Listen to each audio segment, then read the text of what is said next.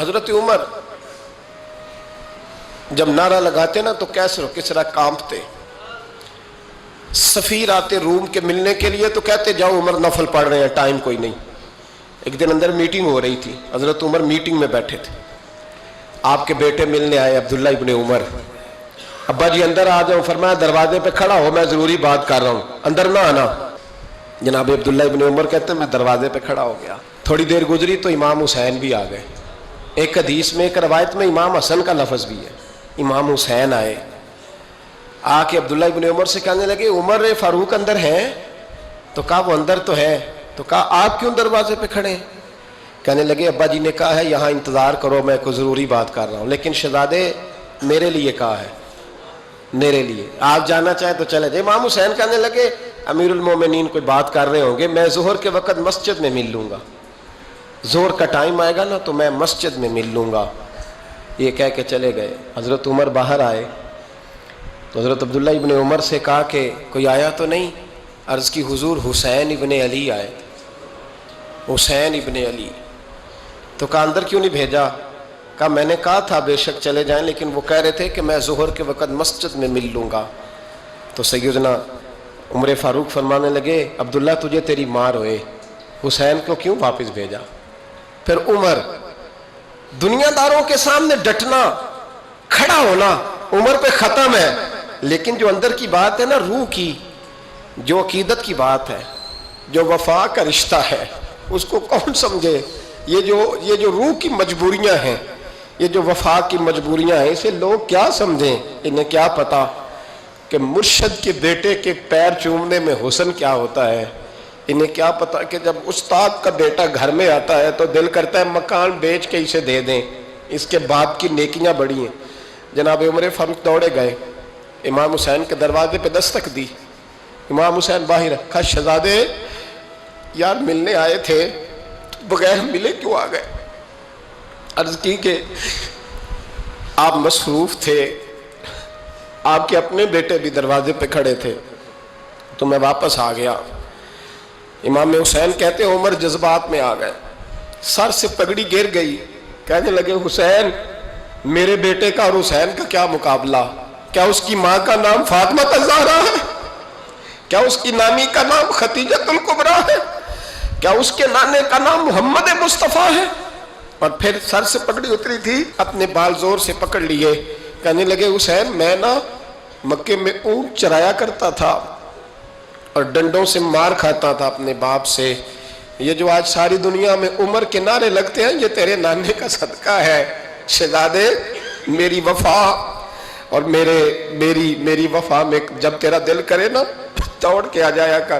عمر تو لوگ ایک دن امام حسین نے آ کے نا جناب فاروق اعظم سے کہا، خطبہ دے رہے تھے بچوں کی طبیعت شروع میں، پتہ نہیں کیا بات آئی امام حسین کے دل میں. کہنے لگے عمر نیچے اترو، یہ میرے نانا کا ممبر ہے.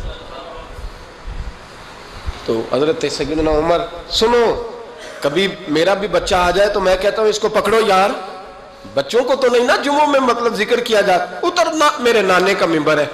جناب عمر اتر کے نیچے کھڑے ہو گئے. تو کہا جا کے اپنے نانے کے ممبر پہ بیٹھ. تو حضرت عمر رو پڑے. کہنے لگے شہزادے میرے نانے کا ممبر ہی کوئی نہیں ہے ہی نہیں، یہ ممبر یہ مصلی یہ تیرے نانے کی شان ہے، میرے نانے کا کوئی ممبر نہیں، تیرے ہی نانے کا ممبر ہے.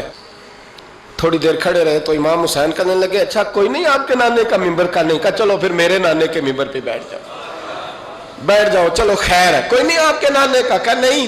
تو کہا کوئی نہیں پھر میرے نانے کے. جب حضرت عمر بیٹھے تو بڑا شاندار جملہ کہا، فرمانے لگے میں ممبر پر مرضی سے نہیں بیٹھا تھا، مجھے ابو بکر نے بٹھایا تھا، اور پھر حسین کے کہنے پہ میں اترا ہوں، اب مجھے حسین نے بٹھایا ہے. اب کسی کی جرت ہے تو عمر کو اتار کے دکھائے، اب میں حسین کا تیری نسل پاک میں. یار کتنی بے شرمی کی بات ہے، لوگ امام حسین کو باغی کہیں. وہ حضرت امام اعظم ایک باغ میں بیٹھے تھے، شاگرد ساتھ تھے، تو کتابیں بکھری ہوئی تھی، کچھ لکھا جا رہا تھا، بکھری ہوئی تھی کتابیں. امام محمد بھی بیٹھے تھے، امام ابو یوسف، کئی اور شاگرد بیٹھے تھے. تو جب لکھتے ہیں نا یہ لوگ تو حوالوں کی تلاش ہوتی ہے، کتابیں بکھری ہیں، صفحے بکھرے. بچے گیند کے ساتھ کھیل رہے تھے تو گیند اچانک باغ میں آئی تو ایک چھوٹا سا بچہ گیند لینے آیا تو امام اعظم اٹھ کے کھڑے ہو گئے. وہ بچہ گیند لے کے چلا گیا, کتابیں ساری پھر بکھر گئیں, جو گود میں رکھی ہوئی تھی وہ بھی نیچے گر گئیں, کچھ صفحے بھی گر گئے. تھوڑی دیر کے بعد وہ بچہ چلا گیا, امام صاحب بیٹھ گئے, پھر آیا, گیند گری آ کے باغ میں, تو وہ پھر بچہ لینے آیا, وہی بچہ. امام صاحب پھر کھڑے ہو گئے. وہ کئی بار آیا, جتنی بار آیا کھڑے ہو گئے. کئی لوگ صبر نہیں کر پاتے, جلد باز ہوتے ہیں آج کل کے شاگردوں کی طرح. تو ایک شاگرد بول پڑے, کہنے لگے حضور وہ تو بچہ ہے 100 دفعہ آئے گا. اب 100 دفعہ کھڑے ہوں گے. فرمایا تو 100 کی بات کرتا ہے, یہ 1000 دفعہ بھی آیا تو میں کھڑا ہوں گا. کہا حضور بچہ ہے آپ کیوں کھڑے ہو گئے؟ فرمانے لگے معمولی بچہ نہیں, میرے استاد کا پوتا ہے. تو جس نے مجھے اللہ رسول کا نام بتایا اس کا پوتا ہے تو میں کھڑا نہ ہوں. اگر استاد کے پوتے کا یہ ادب ہے تو بتاؤ محمد عربی کے نواسے کا کیا ادب ہے. رسول اللہ صلی اللہ علیہ وسلم. لوگ سمجھتے ہیں ہم قائل نہیں ہیں وہ والی شہادت بیان کرنے کے جس میں کہتے ہیں ہائے حسین تو سکینہ تو زینب. ہمارے بزرگوں نے ہمیں یہ سبق, ہمارے بزرگوں نے ہمیں بتایا کہ امام حسین کی شہادت اس طرح بیان کرو کہ نوجوانوں میں جذبہ جہاد پیدا ہو, عورتیں صبر کا پہاڑ بن جائیں. اس طرح شہادت ہم وہ والی. لیکن ایک بات ضرور ذہن میں رکھیں, یہ جو لوگ کہتے ہیں نا بڑے مظلوم تھے پانی نہیں آ سکا, میرے سے حوالہ دیکھے جس نے دیکھنا ہے, میرے سے حوالہ دیکھے. میرے سے حضرت امام حسین میدان کربلا میں تھے تو تھوڑی سی جگہ کھود کے نا امام حسین نے تو خندق کھودی. خندق کھودنا عرب کا رواج تھا, مدینے میں بھی خندق کھودی گئی, اس کا نام ہی جنگ خندق. تو خندق کھود کے نا آگ جلائی جاتی تھی, یہ حفاظت کا ایک ذریعہ تھا تاکہ دشمن نہ آئے. تو امام حسین نے اپنے خیمے کے سامنے خندق کھود کے اس میں آگ جلائی تاکہ پردہ رہے, عورتوں کے پاس کوئی دشمن نہ آئے. تو ایک شخص سامنے کھڑا ہو کے کہنے لگا حسین تو نے دنیا میں ہی آگ جلا لی ہے. معاذ اللہ ثم معاذ اللہ. کہنے لگا آگے تو آگ ملے گی, یہاں جلا لی ہے. تو امام حسین کہنے لگے میں حکم دیتا ہوں آگ کو کہ تجھے ابھی پکڑ لے. لوگ کہتے ہیں مظلوم تھے, میں حکم دیتا ہوں آگ کو تجھے ابھی پکڑ لے. یہ لفظ امام حسین نے کہے. میں 3 کتابیں تو میری لائبریری میں ابھی ہیں جن میں حوالہ ہے, 3 کتب سے, اور آج کل پرسوں کی کتاب نہیں, سینکڑوں سال پرانی. جب کہا نا میں حکم دیتا ہوں تو وہ آدمی گھوڑے سے نیچے گرا, گھوڑے سے نیچے گرا, اور گھوڑے کی رکاب کے اندر اس کا پیر الجھا.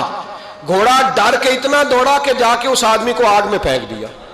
امام حسین کے سامنے جل کے مر گیا. یہ حسین ابن علی ہے. یہ ابھی حکم دیتے تو فرشتے ابھی آ جاتے, یہ ابھی بات کرتے تو ساری دنیا کی فوجیں ابھی اکٹھی ہو جاتی, یہ ابھی حکم دیتے تو ابھی آ جاتے. اور سنو, اگر جناب اسماعیل کے لیے دمبا آ سکتا ہے تو وہ تو حضرت ابراہیم کے بیٹے تھے, اور یہ تو مصطفیٰ کی اولاد ہے, ان کے لیے کیا کچھ نہیں ہو سکتا.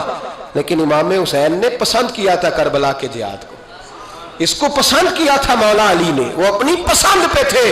کوئی آدمی اس طرح نہ بیان کرے کہ بڑے مظلوم تھے تو بڑی مشکل میں تھے تو بڑا روتے تھے بڑے, اور کوئی شخص ایسی بات. یہاں تو تماشا لگ گیا ہے, تماشا لگ گیا ہے. ایک وہ ہے جو آج کل کہہ رہے ہیں بس جی وہ تو 2 شہزادوں کی جنگ تھی, انہیں بھی شرم نہیں آتی, اور ایک ممبروں پہ چڑھے ہوئے ہیں, چہرے پہ داڑھی کوئی نہیں, سر پہ ٹوپی کوئی نہیں, بازاری سا انداز ہے, کبھی دوڑ کے ادھر جاتے ہیں, کبھی بھاگتے ہیں, کبھی کہتے ہیں اونچا بولنا, پیروں پہ کھڑا ہونا.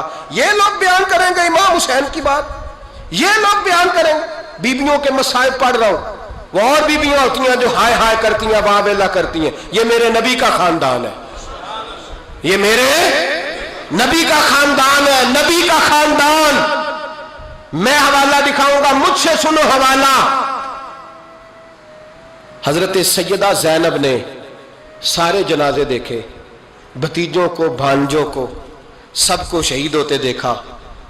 عورتیں ڈرتی میت کو ہاتھ نہیں لگاتی, چیختی ہیں بیبیاں.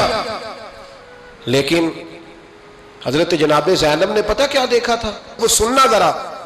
امام حسین کی لاش مبارک کربلا میں پڑی تھی, اور امام حسین کا سر کاٹ کے نیزے پہ چڑھایا گیا تھا, اور وہ بیبیوں کے سامنے خالی سر چڑھ رہا تھا, اور سینکڑوں میل کا سفر کر کے دمشق کے بازاروں سے گزرتا وہ سر گیا.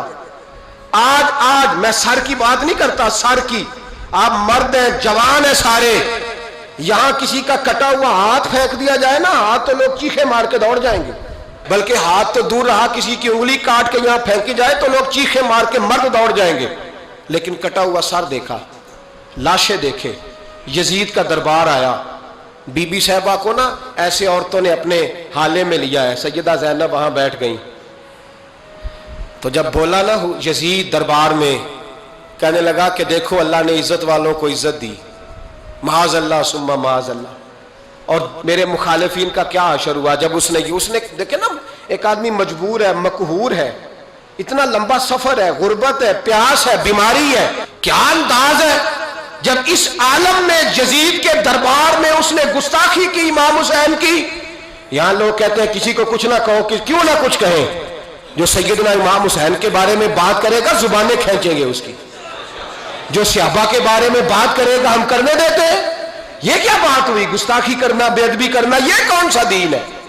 یہ تو تم بے دینی پھیلا رہے ہو۔ سنو، جب اس نے بے ادبی کی تو سیدہ زینب چپ نہیں رہی، بلکہ حضرت زینب بولی اور کھڑی ہوئی، اور آپ نے تلاوت کی قرآن مجید کی اور آیتیں پڑھی، کہنے لگی وَتُعِزُّ مَن تَشَاءُ وَتُذِلُّ مَن تَشَاءُ بِیَدِکَ الْخَیْرُ، اور آپ فرمانے لگی یزید تو کہتا ہے تیرے مخالفین پسپا ہو گئے، تجھے عزت ملی؟ آپ فرمانے لگے یہ تیرا دربار ہے نا، یہ تیرا سجا ہوا ہے نا، تیرا اس وقت ڈنڈا چلتا ہے نا۔ فرمانے لگی چند سال ٹھہر جا، تیرے اوپر لوگ لعنتیں برسائیں گے، اور فرمایا جب جمعے پڑھے جائیں گے تو لوگ میرے حسین کے نام کے خطبے پڑھیں گے۔ فرمایا آج یہ تیرا دربار ہے نا۔